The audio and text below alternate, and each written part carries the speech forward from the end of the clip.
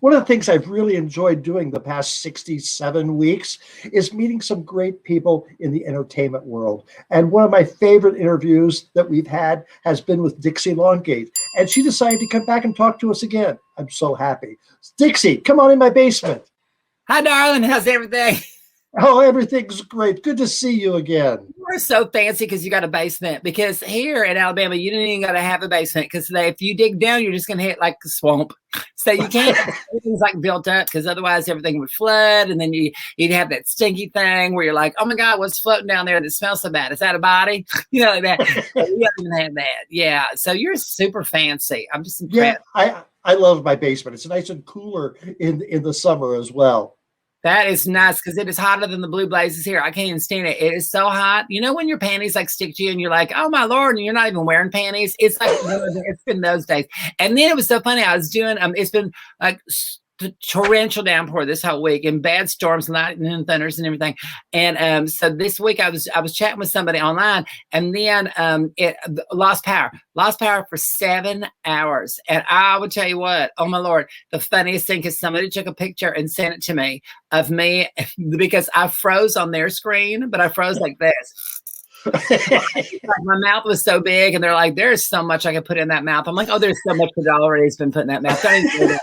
But yeah, it froze and then 7 hours. And you know what? The sad thing about 7 hours is every time you go in your freezer to get ice cubes to make more drinks, oh my Lord, everything, it's all melting. So you just get a bigger and bigger ice cube. You know, a big ice cube will really sully a drink. And then it's not even as good because all of a sudden all you're tasting is water.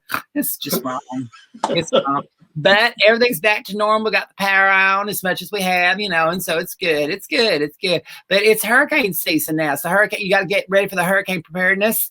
And then that means you got to get your kit. You got to get like toilet paper, which you can get again, which is nice.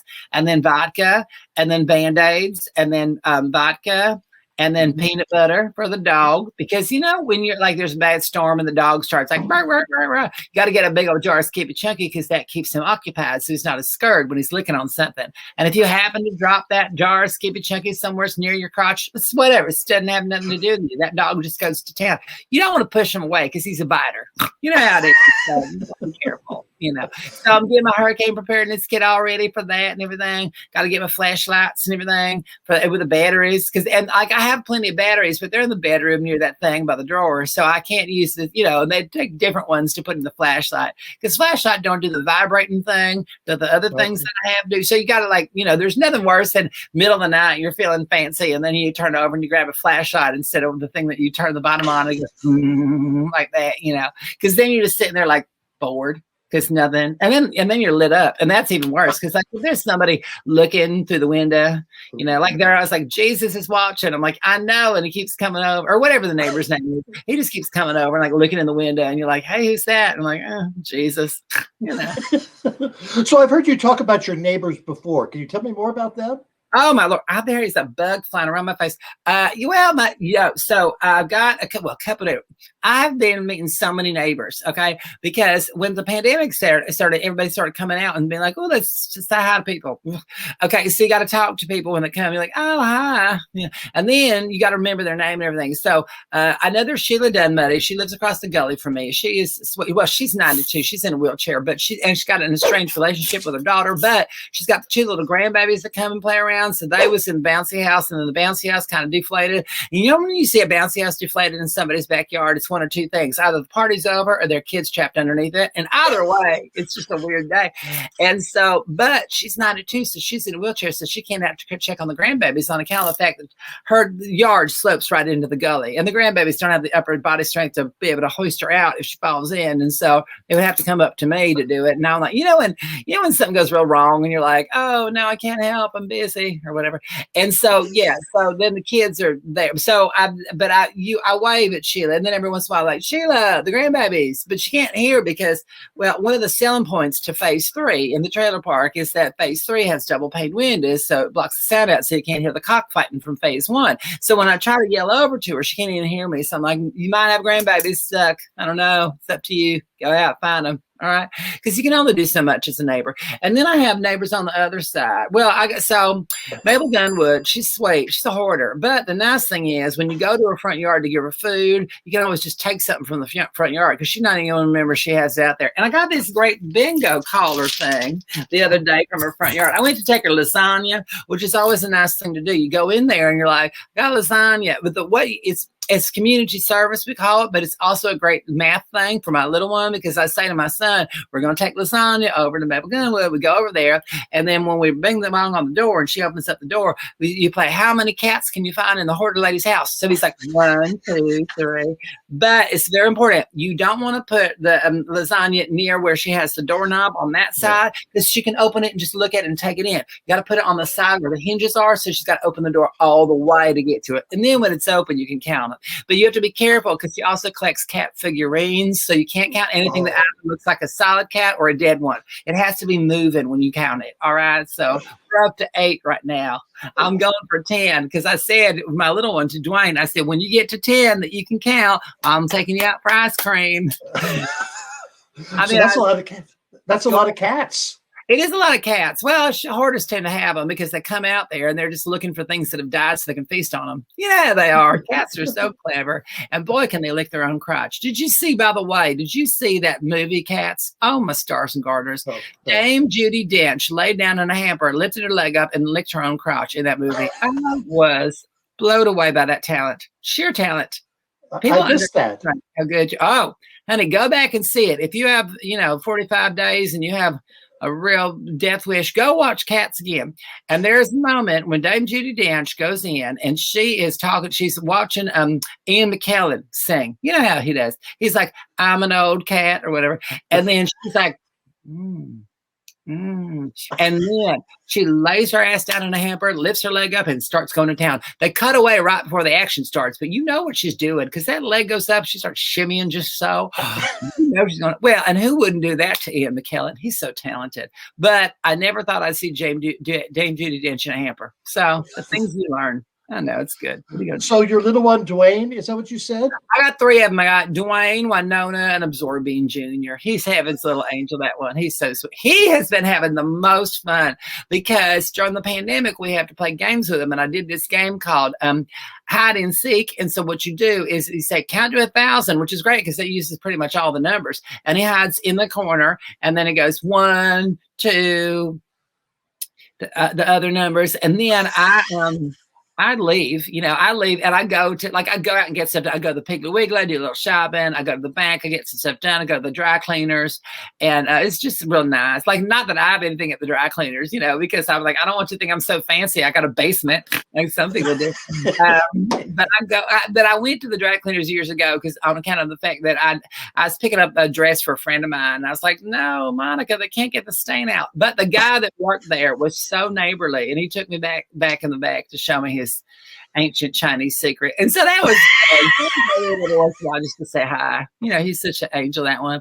And then I go to my friend Georgia Jean. She owns a honky tonk. So I go to the honky tonk and we have a good time. We talk and drink, and she gets out shots, we're all there. And then the Reverend comes in because that's where he gets his wine for communion because he buys it in bulk from her and gets savings on it, And then so we do that. We all do shots. We do communion wine shots. We taste it for him, for Jesus and everything. And then I go home, and then my little one's like 389, 390. Then I leave and I go out and I go back to the bar. And by this time, the FedEx man has come with a part to fix the mechanical bowl that was broken. So we get on it. We ride that. We have a good time for the rest of the day. Then a couple of other gals come for the PTA. I'm not allowed to go to the PTA anymore on account of the fact that one time I was in charge of refreshments, and I bought, you're not allowed to have alcohol on school grounds during, whatever. And so I don't do it. So anyway, they come out there and we go to the bar. We all talk about the importance of education, whatever. And so we just sit there talking, having a good time. And then I finish up. I say bye to everybody. I say bye to my best friend, Georgia Jean. Then I go home, and my little one's like 998, 999. I run into the laundry room, and he goes 1,000. I'm like, I'm in the hamper. Oh, you're going to find me. Well, if you don't tell him, my trailer isn't big, but it's long. And so he's going to start at the other end and then try to find me. And he's going to lose interest in the middle. So by the time it gets to me, it's going to be like another 4 hours later that I can get stuff done. So if I'm in the hamper, if he comes down and finds me at the beginning of his search, then it's fine. And you should see his little face light up. He's so sweet. He's like, I found you, Mom. I'm like, okay, get Mama cigarettes. And so it's so sweet. I enjoy him. He's just an angel sent from baby Jesus above. So what did you homeschool your kids during the pandemic? Well, I guess you can call it that. Like I put up where I went into the what do they call that, where you could hold all the liquor, the baby's room. So I go in the baby's room and put up like the little computers, and I'm like, watch these or whatever, and if you hear Mama banging on the door in her bedroom, don't come. I'm putting up shelves, whatever. Kids are so gullible. And so, so I basically like showed them different things they can do. And then I had to learn them. And like, I didn't get past 4th grade. So, and my son, my middle one, Dwayne, is in 5th. So they're like, teach them fractions. I'm like, well, I don't know how to do that. So I figured out how to do that with wine, like a quarter glass of wine and a half glass of wine, a 3/4, and then full glass. We call it an Episcopalian pour, So we get, and that's how you teach the kids their fractions. So I was doing my best to help them along, and they were at home doing their, learning, because I'm used to the kids like going away in September, not coming back to June. So to have them in the house this long really is inconvenient for my sex life. But I did what I could because I'm a good mother and I care. Right. Yes.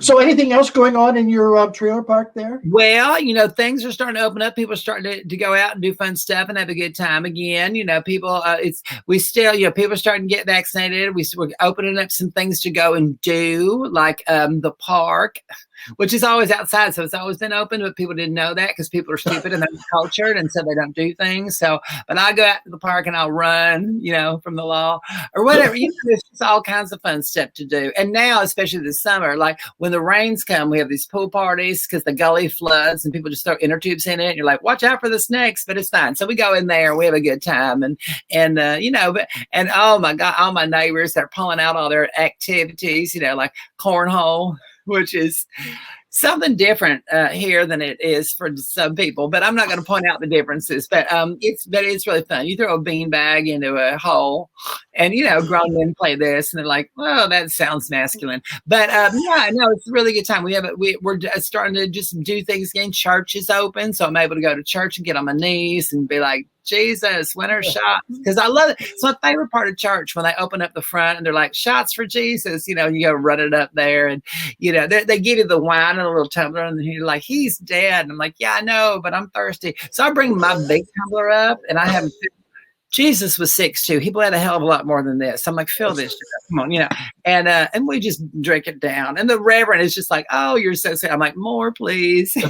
Remember that musical Oliver? And he's like, can I have some more? I feel like that when I go to church. I'm like, Mama's thirsty, And there's going to be a 2-hour wait at the Cracker Barrel after the service, so you got to like start getting in there and filling it out now. So that's what you need to do. So it's good. Things are starting to get opened up a little bit. I'm seeing friends again, which is nice, and then some friends I'm not seeing again, which is nice. So it's about finding that delicate balance. I like it. How about you? Are you going out and doing fun stuff again?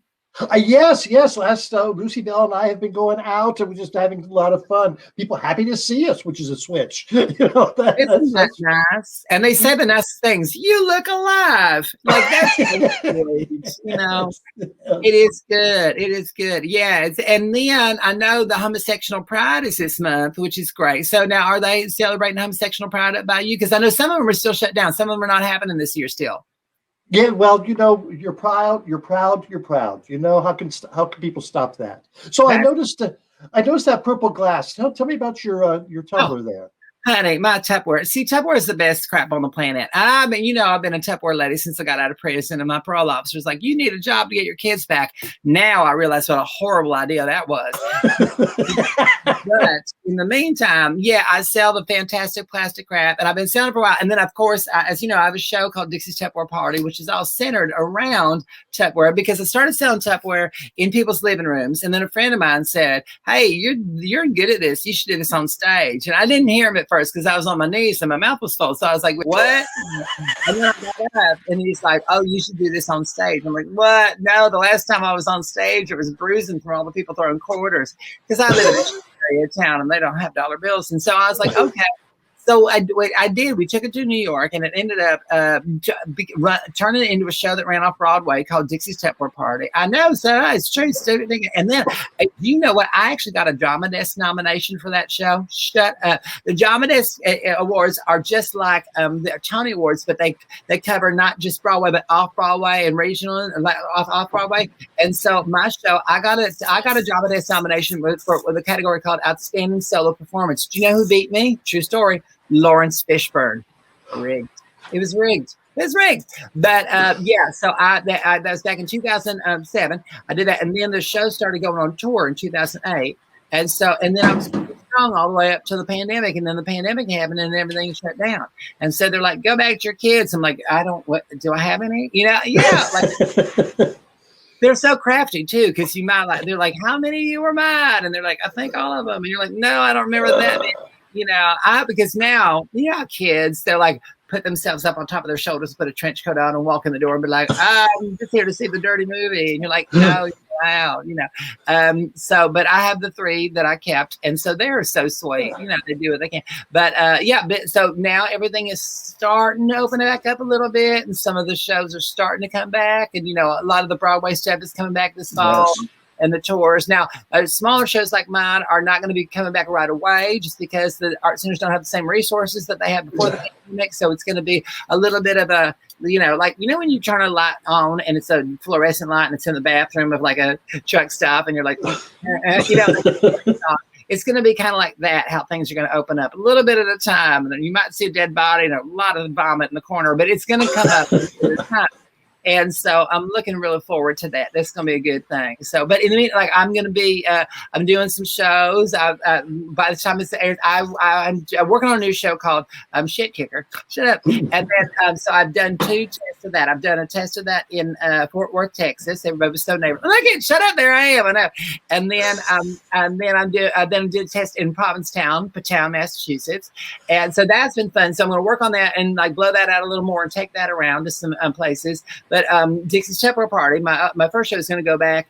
It's going to be in Saugatuck, Michigan, at the end of July, and then I'm going to be we're going to be in Pittsburgh, Pennsylvania for 6 whole weeks of the CLO Cabaret. We're going to be there from September 7th to October. I think it's 17th or something. I can't even wait. It's so nice. Everybody in Pittsburgh is so nice. They're like, come behind the dumpster. Let me show you something. So you've survived the pandemic. What was your favorite thing about the pandemic after all? You know, the pandemic, what was really interesting about it is it really made me, it made me be grateful for what I had, because that's the thing. What I think a lot of people just sort of don't realize, and a lot of people are like, oh, let's go back to normal. I'm like, well, no, because normal shouldn't happen anymore, because like we had this whole big life-changing event. And I think the thing that people, a lot of people went through a lot of angst, a lot of people obviously went through a lot of suffering. And I think what people don't give themselves enough credit for is the entire rug was ripped out from under the globe all at the same time. And we were forced to adapt. Like we had no choice. We had to just adapt on a dime and figure out what the future was going to hold for us.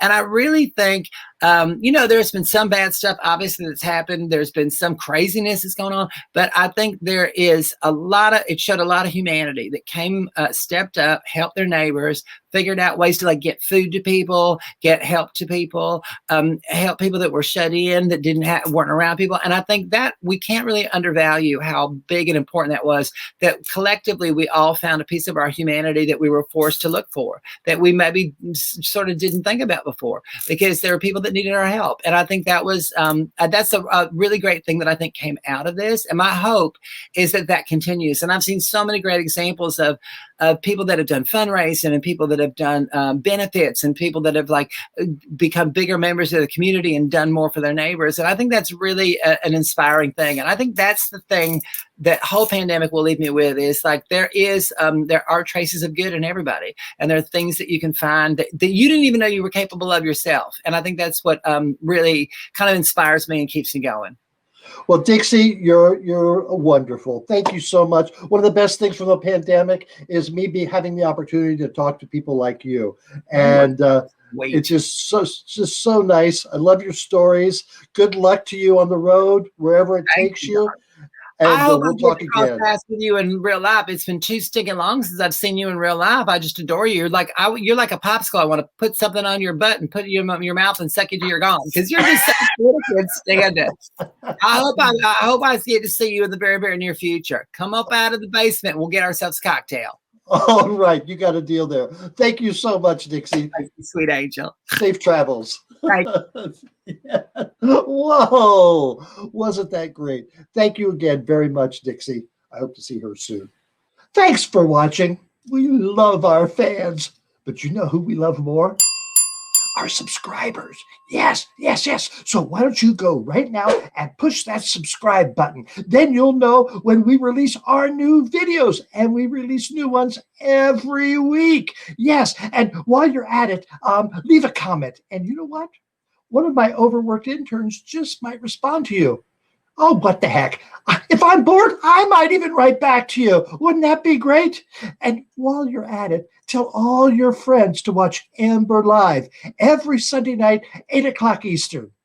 Thank you.